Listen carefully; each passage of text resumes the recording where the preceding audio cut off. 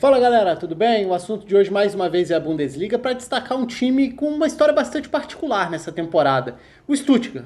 O Stuttgart é o melhor visitante do campeonato alemão até aqui. Então, claro, a gente está chegando ao final do primeiro turno, são 15 rodadas realizadas e o máximo que qualquer equipe tem é um número de 8 partidas fora de casa.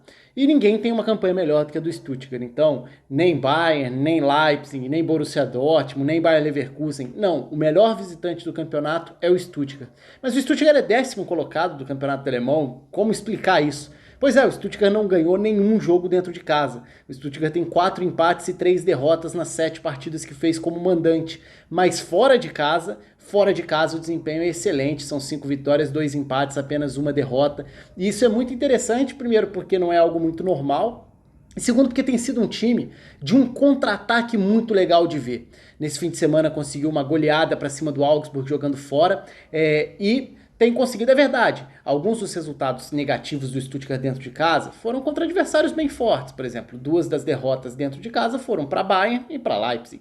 Em compensação, fora de casa, o Stuttgart fez 5-1 no Borussia Dortmund. Então é bastante curioso, né? Porque é um time bem maluco, bem bipolar nesse sentido, mas acho que dá para entender um pouco dessa lógica. E isso passa muito pelo estilo de jogo do técnico Pellegrino Matarazzo, que faz um bom trabalho e é um time bastante organizado, mas que precisa começar a ganhar se quiser sair desse meio de tabela ou até se não quiser correr riscos, né? O Stuttgart como clube, nos últimos anos tem sido um clube de altos e baixos, e quando eu falo altos e baixos, eu tô falando de alternar divisões, né? De rebaixamentos para a segunda divisão. Então é um clube extremamente tradicional, importante, vencedor, mas que não tem frequentado a parte de cima. Então são anos bem conturbados, oscilando bastante, mas acho que tem ali um projeto interessante para onde vai chegar, se vai conseguir brigar na parte de cima. Brigar na parte de cima, eu não tô querendo falar em título não, tá?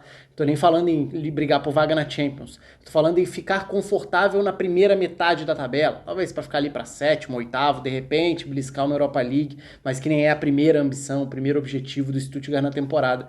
Mas passa muito por essa capacidade de contra-atacar, e é um time muito forte contra-atacando. E como fora de casa você tende a ter a chance de jogar mais recuado, dando a posse de bola ao adversário e respondendo mais a isso, não só jogando recuado, tá? Porque jogar em contra-ataque não significa necessariamente você ficar na retranca lá atrás. Você pode forçar erros e acelerar a partir disso.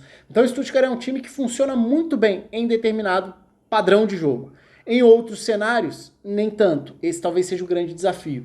Mas nem por isso a gente não consegue enxergar bons destaques. E acho que é a chance da gente usar o campinho aqui também para falar um pouco sobre essa base, essa forma de jogar, porque tem aspectos táticos interessantes. A começar por, o Stuttgart joga com linha com 4 ou linha com 5 na defesa? São 3 zagueiros e 2 alas? Ou são 2 laterais, sendo que um lateral é zagueiro e o outro vira um ala? Essa é uma questão frequente, porque o Stuttgart tem muita força, muita velocidade por diversas faixas do campo. Se a gente dividir o campo em faixa esquerda, faixa direita e faixa central, a gente vai enxergar o Stuttgart com velocidade para acelerar pelos 3 setores, pelas 3 faixas do campo.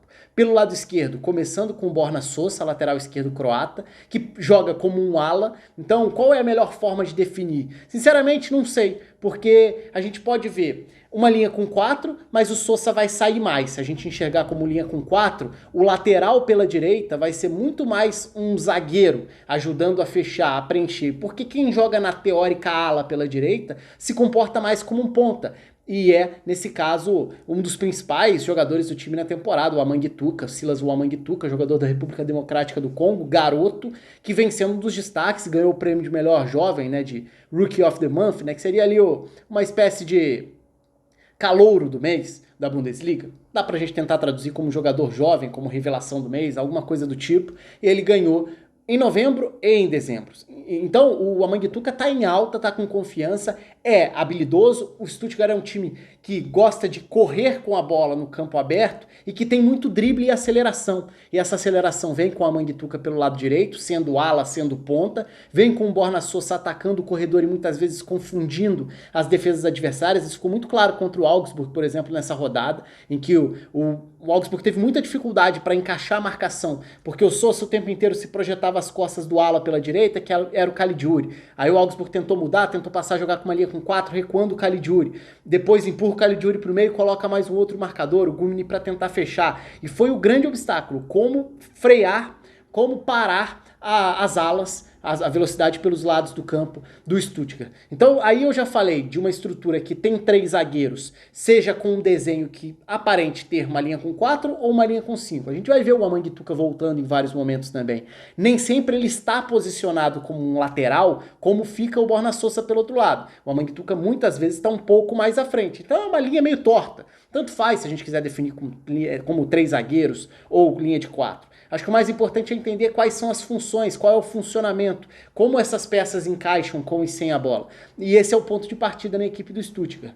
E aí você olha para o meio campo, tem o Wataru Endo, o japonês como esse termômetro na saída de bola, o Mangala é um segundo volante que se projeta um pouco mais, o Gonçalo Castro, já veterano, já experiente, acaba encorpando esse meio também como um organizador, um meia a mais, e isso dá uma liberdade grande para o Nico Gonçalves, que é outro personagem. O Nico Gonçalves é um grande protagonista nesse time do Stuttgart. O Nico Gonçalves tem jogado na seleção da Argentina como lateral esquerdo. No Stuttgart ele é um atacante, e não só um ponta, porque ele tem liberdade para circular por todo o campo. Então ele pode cair pelos dois lados, pode jogar centralizado, o fato é que ele participa muito do jogo. E ele se dá bem, se sente à vontade com esse protagonismo em campo, para ser um articulador de jogadas, quem acelera conduzindo a bola, quem tenta entrar na área e finalizar. É um jogador muito importante dentro desse funcionamento coletivo da equipe do Stuttgart. Então você tem num corredor Borna Sosa, no outro corredor o Amanguituca, por dentro Nico Gonçalves. E qual é o atacante, o 9? Pois é, não necessariamente tem.